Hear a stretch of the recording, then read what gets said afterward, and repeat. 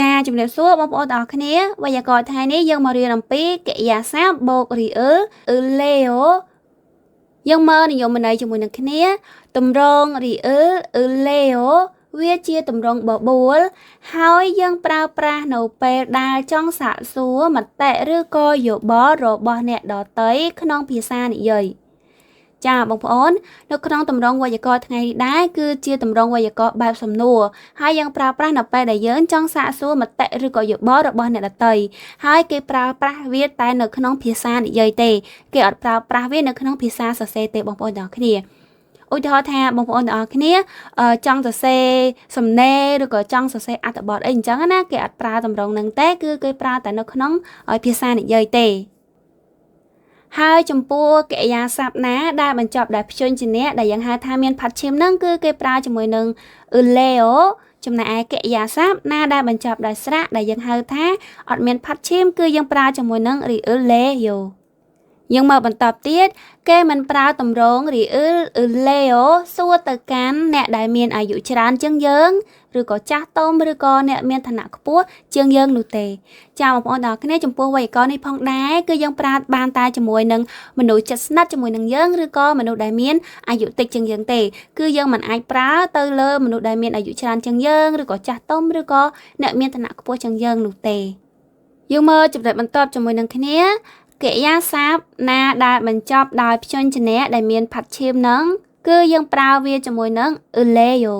យើងមើលការបំបាយពាក្យទាំងអស់គ្នាដូចជាពាក្យថាមកតាយើងលុបដាចោលសល់មកមានផាត់ឈាមខៀយកយើងប្រើជាមួយនឹងលេអូទៅជាមកលេយោវាគឺជាប្រយោគសំណួរបងប្អូនទាំងគ្នាដូច្នេះនៅពេលដែលយើងសួរយើងរៀបបន្លឺសំឡេងតិចទៅដើម្បីសម្គាល់ថាវាជាប្រយោគសំណួរមកលេអូតទៀតIcta លុបដាចោលសល់ x មានផាត់ឈាមយើងប្រើជាមួយនឹងLeo ទៅជា Leo ពេលចុងក្រោយឆាត់តាយើងលុបដាចោលសល់ឆាត់មានផាត់ឈាមយើងប្រើជាមួយនឹង Leo ទៅជាឆាត់ជឺ Leo យើងមកឧទាហរណ៍ជាមួយនឹងគ្នាអូនឺឆោញគឺខាឈីមកគឺ Leoពាក្យថាឆោញមកតាយើងបកប្រែថាញ៉ាំអាហារពេលល្ងាចបងប្អូនទាំងគ្នាហើយខាឈីយើងបកប្រែថាជាមួយគ្នាដូច្នេះប្រយោគនេះគេសួរថាតើថ្ងៃនេះញ៉ាំបាយល្ងាចជាមួយគ្នាទេតើថ្ងៃនេះញ៉ាំបាយល្ងាចជាមួយនឹងគ្នាទេចាបងប្អូនទាំងគ្នាតម្រងវេយ្យាករណ៍នេះយើងអត់បកប្រែជាភាសាខ្មែរទេក៏ប៉ុន្តែគឺយើងប្រើប្រាស់នៅពេលដែលយើងនឹងចង់បបួលអ្នកណាគេម្នាក់ធ្វើអីជាមួយនឹងយើងណាបងប្អូនទាំងគ្នាវាគឺជាតម្រងបបួលលក្ខណៈភាសានិយាយនៅក្នុងភាសានិយាយហើយពេលខ្លះក៏យើងអាចបកប្រែថាចង់ដែរបងប្អូនទាំងគ្នាចង់បែបបបួលអញ្ចឹងប្រយោគនេះយើងអាចបកប្រែថាតើថ្ងៃនេះចង់ញ៉ាំបាយល្ងាចជាមួយនឹងគ្នាទេយើងអាចបកប្រែថាចង់បានក៏ប៉ុន្តែវាមិនប្រកាសថាបកបាននៅក្នុងគ្រប់ប្រយោគទេបងប្អូនទាំងគ្នាប្រយោគខ្លះវារឿងន័យវាឆ្គងដែរបើមិនជាយើងបកប្រែថាចង់ណាតែប្រយោគខ្លះវាអាចប្រើបានដោយប្រយោគនេះខ្ញុំគិតថាអាចប្រើបានអាចប្រើថាតើថ្ងៃនេះចង់ញ៉ាំបាយល្ងាចជាមួយនឹងគ្នាទេយើងមកឧទាហរណ៍ទី2 Ipon Chumare Manfacheku Khaគឺ Leo Manfachek យើងមកប្រែថាសិភៅតុក្កតាបងប្អូនទាំងគ្នា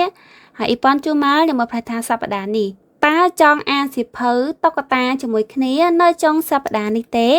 ចាបងប្អូនទាំងគ្នានៅត្រង់ឧទាហរណ៍នេះខ្ញុំបានបកប្រែថាចង់ដោយសារតែខ្ញុំគិតថាវាអត់ឆ្កងទេស្ដាប់ទៅវាអាចមានន័យគ្រប់គ្រាន់ណាបងប្អូនទាំងគ្នាវាអត់ឆ្កងដូច្នេះខ្ញុំបានបកប្រែថាចង់តើបើសិនជាយើងលុបពាក្យចង់ទៅក៏បានដែរតើអានសិភៅតុក្កតាជាមួយគ្នាទេនៅចុងសប្តាហ៍នេះព្រោះថាប្រយោគវេយ្យាករណ៍របស់យើងវាជាប្រយោគសំណួរហើយយើងប្រើបែបលក្ខណៈបបួលអ្នកណាគេម្នាក់ឲ្យធ្វើអ្វីជាមួយនឹងយើងអញ្ចឹងណាអញ្ចឹងប្រយោគនេះយើងនឹងចង់អានសិភៅហើយយើងចង់អានសិភៅហើយប៉ុន្តែយើងចង់បបួលមិត្តភ័ក្តិរបស់យើងអ្នកដែលនិយាយជាមួយយើងហ្នឹងណាមកអានជាមួយនឹងយើងសួរថាគេនឹងចង់អានសិភៅជាមួយនឹងគ្នាអត់នៅចុងសប្តាហ៍ហ្នឹងចាបងប្អូនតើណាតោះឥឡូវយើងចូលដល់ឧទាហរណ៍ទី3នៃខាឈីធូនឺឆាជឺលេអូ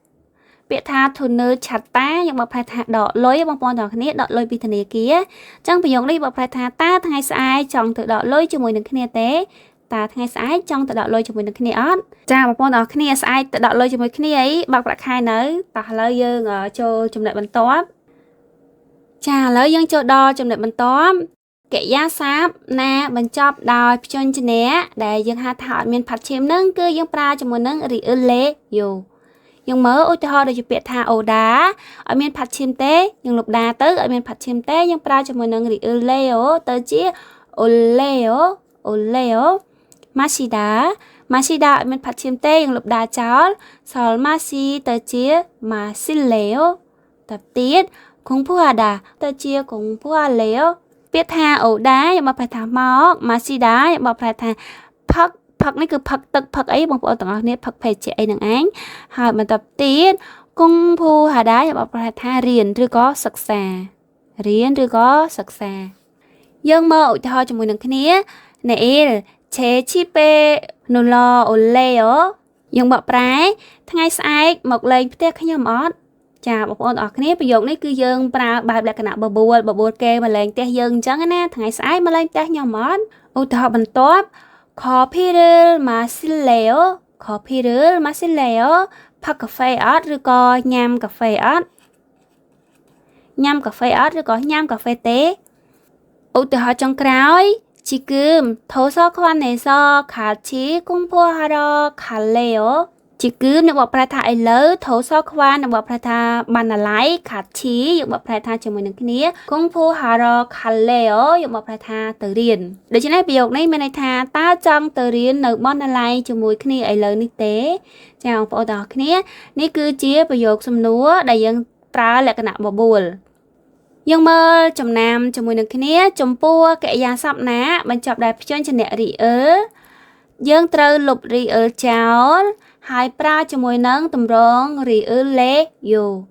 យើងមើលឧទាហរណ៍ដូចជាពាក្យថាម៉ាន់ធឺដាយើងលុបដាចោលហើយលុបរីអ៊ឺលចោលសល់ពាក្យម៉ាន់ធឺហើយយើងបូកវាជាមួយនឹងរីអ៊ឺលេអូទៅជាម៉ាន់ធឺលេយោម៉ាន់ធឺលេយោហើយបងប្អូនអារីអ៊ឺលនេះបញ្ជាក់រីអ៊ឺលនេះមិនមែនជារីអ៊ឺលរបស់ពាក្យម៉ាន់ធឺដានោះទេវាគឺជា